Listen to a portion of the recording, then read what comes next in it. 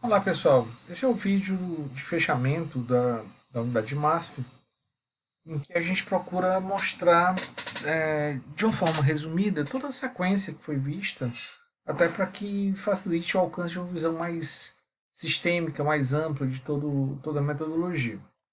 Então nós passamos por algumas fases, né, com alguns objetivos bem claros. A primeira dessas fases foi a descrição do processo, onde o nosso objetivo era entender como o processo funciona, sua abrangência, resultados, entradas, saídas e principais atividades. Então, para esse entendimento, para se obter uma visão mais clara de tudo isso, usamos algumas ferramentas, como o CIPOC, que pode ser aliado ao fluxograma. O CIPOC mostra, além do fluxo, além das etapas do processo, mostra também entradas, fornecedores, saída, cliente. Eventualmente, o fluxograma pode ser substituído pelo BPM ou outra representação qualquer, mais simples, mais complexa. O importante é que ele passe a informação necessária para que haja esse entendimento. Lembrando que o CIPOC é uma ferramenta muito versátil e que pode inclusive ser aplicada a nível pessoal. Por exemplo, para fazer um desenho de processo em que entrevistas com cada pessoa envolvida no processo dá uma ideia clara do que cada um faz, de quem recebe uma atividade, para onde manda o resultado do seu trabalho, e aí é possível identificar algumas desconexões. Vimos também o histograma, que é uma ferramenta usada para entender o resultado que o processo gera, os resultados mais críticos, na forma da sua distribuição, da sua tendência central e da sua variabilidade. Uma ferramenta alternativa que não vimos ainda, mas vamos ver na parte do Six Sigma, é o Boxplot, que tem uma utilidade semelhante ao histograma, sendo mais usado para comparações entre distribuições ou ainda quando a gente quer preservar os valores individuais. Mas vamos entrar em mais detalhes nessa ferramenta posteriormente. Com esse entendimento então estabelecido acerca do processo, nós passamos para a etapa 2, ligada à identificação e seleção de problemas, dentro daquele foco de que nós não sabemos ao certo o que deve ser trabalhado, que aspecto do processo deve ser melhorado, mas sabemos que o seu desempenho tem que ser ampliado. Nesse sentido, é interessante listar com as pessoas envolvidas, com quem conhece o processo, com quem está no dia a dia lidando com esse processo, os problemas que são mais evidentes. O brainstorming, só lembrando, é uma ferramenta de geração de ideias, que prioriza a criatividade, que facilita a discussão e que, no final, por consenso, estabelece aquilo que deve ser levado para as etapas seguintes. Nesse nosso caso em particular, deve ser levado a lista de problemas que aquele grupo considera mais relevante. Esses problemas vão ser, então, priorizados, utilizando ferramentas como matriz Gucci ou diagrama de Pareto. A matriz Gucci com foco um pouco mais qualitativo, visando transformar percepções em indicadores, né, que avaliem a gravidade, a urgência e a tendência de uma determinada situação. Eventualmente entrando também na facilidade de eliminação, ou como critério de desempate, ou como um quarto indicador que é trabalhado desde o começo. E o diagrama de Pareto com foco mais quantitativo, usado quando se tem histórico de ocorrências, de custo, de impactos, e aí a gente pode fazer essa análise do que é mais importante, do que mais impacta de forma quantitativa.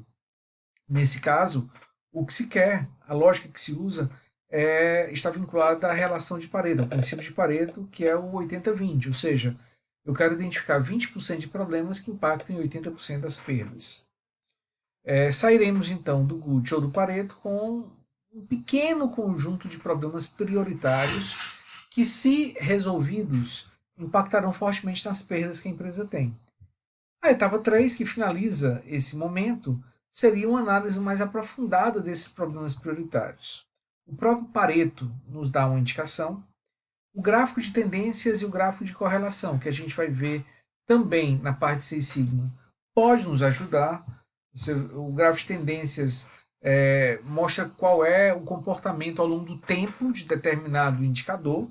Isso pode, comparando esse momento em que picos acontecem ou melhorias acontecem com registros da empresa, pode identificar o estabelecimento de uma possível causa, assim como a correlação, que busca verificar se uma variável impacta em outra ou não. No caso, a variável que a gente quer alterar é uma variável que nós não controlamos diretamente, mas pode existir outra variável que seja do nosso controle, que, se impactar no nosso alvo, ela pode então ser o nosso objeto de atuação. Podemos usar ainda o 5W2Hs. Vimos o 5W2Hs no MASP com foco no plano de ação, ou seja, um foco no futuro, na solução. Mas eu posso usar a mesma lógica dessa ferramenta com foco no presente e com foco em entender o problema. Então, muda um pouquinho o modo como as perguntas são feitas. Por exemplo, o que é o problema, quando o problema se manifesta, quem está envolvido quando o problema acontece, aonde o problema acontece, como ele acontece, enfim. Seria uma forma da gente ter um roteiro para detalhar um pouco mais a ocorrência do problema, o que facilitaria a identificação das suas causas. O passo 3 entra na determinação das causas, muito auxiliado pelo último passo da etapa 2, como nós vimos. E aí nós temos duas ferramentas principais, o diagrama dos porquês e o causa e efeito, sempre dentro de um brainstorming, já que são as pessoas com seu conhecimento e experiência, utilizando as informações coletadas em etapas anteriores, que poderão dar uma indicação mais clara de quais são as possíveis causas dessas ocorrências. Lembrando também que o diagrama causa e efeito tem como objetivo o estabelecimento das causas prioritárias, das causas mais importantes, aquelas causas que mais impactam. Para isso, nós temos duas formas.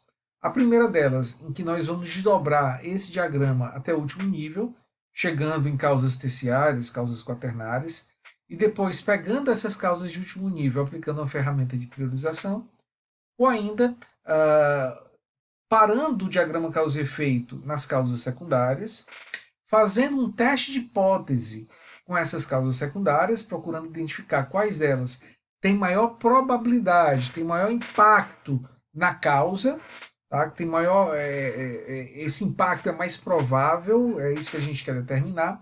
E para essas cuja haja maior probabilidade de impacto no nosso problema definido, aí sim nós vamos desdobrá-las usando a técnica dos porquês, e é com base nesse desdobramento que a gente vai passar a ter informações para gerar um plano de ação. Na etapa 4, nós entramos no planejamento, ou seja, sabemos o que está gerando aquele problema que nos afeta, vamos então agora buscar a sua solução. Para isso, no planejamento, a primeira etapa é listar alternativas, caminhos, ou seja, possibilidades de ação, que devem ser viáveis, deve-se procurar levantá-las na maior quantidade possível e, em seguida, essas alternativas deverão ser comparadas, ser avaliadas comparativamente, a fim de determinar qual seria a mais interessante. Basicamente, nesse momento, se usa o brainstorming para facilitar a identificação das alternativas propostas, e a matriz de decisão ou matriz básico para nos dar um roteiro que nos ajude, que torne mais objetivo e mais racional o processo de avaliação comparativa das alternativas. E em seguida, como última etapa do planejamento, entramos no plano de ação, usando a ferramenta 5W2Hs, em que nós vamos tentar desdobrar e detalhar tudo o que deve ser feito para que aquela alternativa escolhida, a que potencialmente gera os melhores resultados, possa ser aplicada da melhor forma possível. Feito isso, com o plano de ação na mão, aí nós passamos para os últimos momentos do MASP, que seria a implementação, avaliação e padronização. Na implementação, o que nós queremos é colocar em prática o plano de ação estabelecido, com alguns cuidados, né? Por exemplo, primeiro nós precisamos assegurar que todos os recursos definidos estejam disponíveis, precisamos assegurar que todas as pessoas foram treinadas, precisamos assegurar que todas as condições necessárias estão disponíveis para que a execução comece. Com essa definição, com todas as mudanças já estabelecidas, nós vamos começar a executar o processo, agora de uma forma diferente, e em seguida vamos avaliar o resultado. É muito importante ter cuidado nesse momento da execução com a resistência às pessoas, com a resistência das pessoas. É nesse momento que ela vai se manifestar mais fortemente. Afinal, até esse momento, tudo era vai mudar, vai acontecer, as coisas vão ser diferentes. Agora elas passam a ser diferentes. Então é onde a gente vai ter maior efeito prático de eventuais discordâncias, eventuais conflitos que existam entre a organização informal e a mudança que a empresa está propondo. Por isso, uma preparação prévia, um ajuste, uma negociação é interessante para evitar problemas nesse momento. Com a execução efetuada, passa-se então para a avaliação dos resultados, onde os resultados obtidos são comparados com os indicadores-alvo de todo o processo que deve ter sido estabelecido lá no começo, e decide-se então se é necessário realizar alguma correção ou não. No caso de uma correção, pode ser apenas em termos de execução, ou seja, executa-se novamente da mesma forma, com o mesmo plano, mas agora com mais cuidado, assegurando uma disponibilidade de recursos mais eficiente, ou deve-se voltar e refazer algum aspecto do plano, podendo ser uma ação nova, recursos diferentes, ou até mesmo redefinir a lógica buscando novas causas. Depois de algumas tentativas, avaliando-se novamente o resultado e verificando que eles foram então satisfatórios, deve-se padronizar esse procedimento, esses recursos, esse plano que deu certo, para que a partir daí todo o trabalho dessa natureza seja feito da mesma maneira por todas as pessoas envolvidas.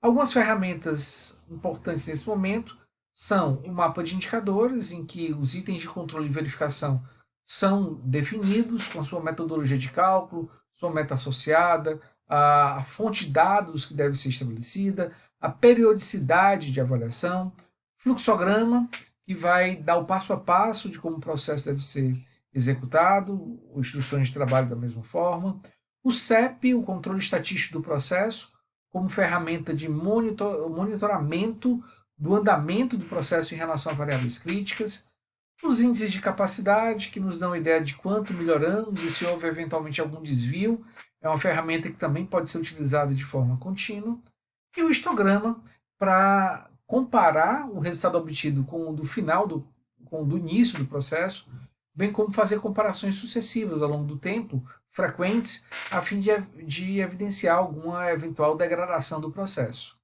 Tudo isso deve ser trabalhado através de rituais de gestão, ou seja, momentos pré-definidos, pré-estabelecidos, em que toda a gestão da empresa se reúne para avaliar esses resultados, para deliberar possíveis causas e atuar preventiva e corretivamente nesses resultados, visando garantir a saúde desse processo que foi modificado.